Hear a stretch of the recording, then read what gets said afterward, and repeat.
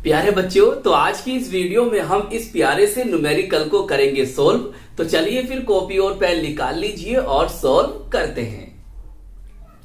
हमें दिया है Na2CO3, बोले तो सोडियम कार्बोनेट के 0.2 एम विलियन के 500 मिली के लिए आवश्यक मात्रा है। तो ये हमें दे रखे हैं यहां पर 4 ऑप्शन और इनमें से कोई एक ऑप्शन सही होगा। अब कैसे करेंगे सर इसे सोल्व? देखिए, जो वैल्यूज हमें दे रखी हैं और जो हमसे पूछी है, सबसे पहले आप उसे लिखिए नीचे। क्लियर? देखो, 0.2 एम का मतलब ये विलियन की मोलरता है, विलियन की मोलैरिटी है। तो लिख दो यहां पर 0.2 एम। 500 मिली, मिली बोले तो ml, ये विलियन का आयतन है तो 500 ml लिख दिया। लेकिन प्यारे बच्चों, हमें चाहिए विलियन का आयतन लीटर में, तो हम ml को लीटर में कैसे चेंज करेंगे उसे समझिए। देखो, ये ml है और हमें जाना है लीटर में, तो हम क्या करेंगे, इसे डिवाइड कर देंगे 500 से, वो सॉरी 1000 से। हम इसे 1000 से भाग कर देंगे तो क्या होगा?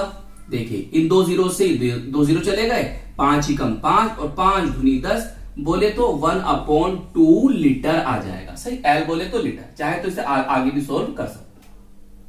बताइए, इतनी बात समझ में आ गई? चलिए अब देखो हमें क्या करना होगा। अब हमें सोडियम कार्बोनेट के मोलर द्रव्यमान, या हम इसे कह सकते हैं अणुभार। सही, अणुभार भी आपको कहीं कहीं इसके सॉल्यूशन में लिखा मिल सकता है। कैसे निकालेंगे? देखो भाई, सोडियम कार्बोनेट में का फॉर्मूला Na2CO3 है, तो इसका हमें अणुभार या मोलर द्रव्यमान को कैलकुलेट करना है। कैसे करना है, सुनो ध्यान से। देखो, Na का परमाणु भार कितना होता है? 23। कितना होता है प्यारे बच्चों? 23 होता है। चलो मैं यहां कर देता हूं, कितना होता है? 23।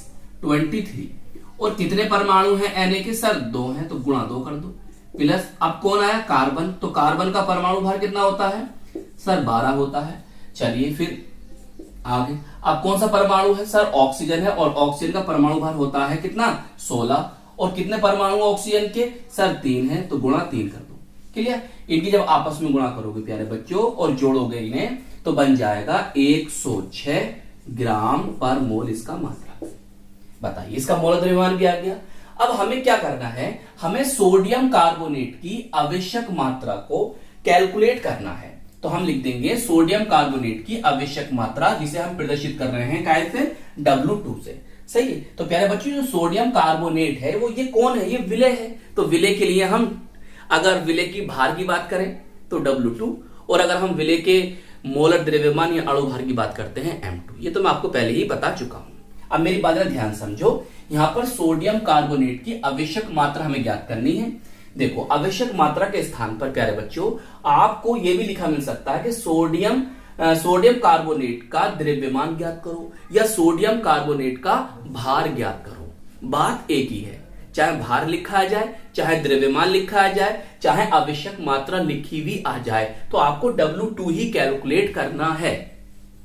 बात समझ में आ गई? चलिए अब देखो, इतनी बातें समझने के बाद फॉर्मूला तो हमें पता ही है, इससे पहले भी हम आपको न्यूमेरिकल करा चुके हैं। यहां पर आपको मोलरता का फॉर्मूला लगाना है।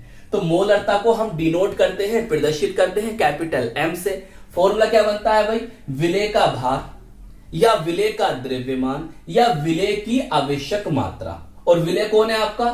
Sodium carbonate. सोडियम कार्बोनेट यहां कौन है? विलय है, सॉल्यूट है।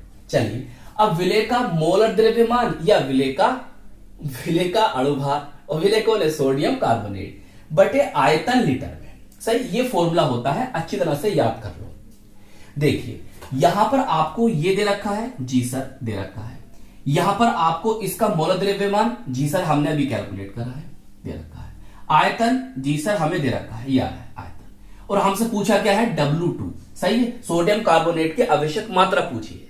तो मेरे कहने का मतलब ये है, देखो उसने आपको ये दे दिया, ये दे दिया, ये दे दिया और ये पूछ लिया, तो इन फ्यूचर वो आपको ऐसे भी न्यूमेरिकल दे सकता है कि यहां पर ये दे देगा, ये दे देगा, ये दे देगा और ये पूछ लेगा। अगर देखा जाए भाई, देखो 1 2 3 4 टोटल यहां पर 4 वैल्यूज हैं, तो 4 में से वो आपको 3 दे देगा और 1 पूछ लेगा। तो इसीलिए फॉर्मूले जो हैं इन्हें अच्छी तरह से समझो और याद कर लो। इनमें से वो आपको कुछ भी दे सकता है। चलिए आगे चले। अब इसके अंदर देखो, एक बात तो बताऊं, ये सब ब्लू पेन से लिखना, ये ब्लू पेन से लिखना और इसे ब्लैक पेन से लिखना, सही है। चलिए अब हमें इसके अंदर इसकी वैल्यूज को रखना स्टार्ट करते हैं। भाई इसका मान कितना है सर, 0.2 लिख दो। 0.2 इज इक्वल टू W2 कितना है प्यारा बच्चा, सर हमें कैलकुलेट करना है, सही। और M2 बताओ सर 106, ये आ गया, सही। आयतन सर 1/2 आ गया, ये ऐसा है। बताओ इतनी बात समझ में आ गई। चलिए थोड़ा सा आसान कर दो मेरे से और, ताकि आपको समझ में आ जाए। देखो भाई 0.2 इज इक्वल टू, सीधा करके लिख दूं मैं अगर, तो W2 अपॉन इसके नीचे कौन आगा, ये आगा, और ये 2 कहां पहुंचेगा, ऊपर पहुंचेगा। तो अब आसान हो गया। अब क्या करना है, आपको W2 को कैलकुलेट करना है। तो मैं W2 को लिख रहा हूं, यहां पर लिख दिया। चलिए अब देखो, जब मैं लिखूंगा तो प्यारे बच्चे ये 106 कहां जाएगा, इसकी गुणा में जाएगा, इसकी गुणा में जाएगा, सही है। और ये 2 है, इसके भाग में आ जाएगा, मतलब इसके बटे में आ जाएगा। देखो ये इसी गुणा में गया तो हो गया 0.2 इंटू 106, सही है। अब ये कहां से बटे में, बस। अब क्या करना है, इसे डिवाइड कर दो। जब डिवाइड करोगे तो यहां कितना बनेगा सर, यहां बनेगा W2 is equal to 0.1 into 106, ये बनेगा, सही। बताओ इतनी बात समझ में आ रही है। अब इसकी गुणा करोगे तो क्या आएगा, दशमलव यहां आ जाएगा बस। तो W2 इज इक्वल टू 0.6 ग्राम, सही है। द्रव्यमान है, ग्राम में आएगा। चेक कर लो कौन सा ऑप्शन सही है। तो प्यारे बच्चों हमारा ऑप्शन डी बिल्कुल सही है। चलिए नोट कर लो इसे। तो आई होप ये न्यूमेरिकल आपको अच्छी तरह से समझ में आ गया होगा। तो प्यारे बच्चों आपको अब एक काम करना है, इस वीडियो को लाइक करना है, शेयर करना है और हमारे चैनल को सब्सक्राइब कर लेना है। और हम मिलेंगे आपको इसकी नेक्स्ट वीडियो में। जय हिंद, जय भारत।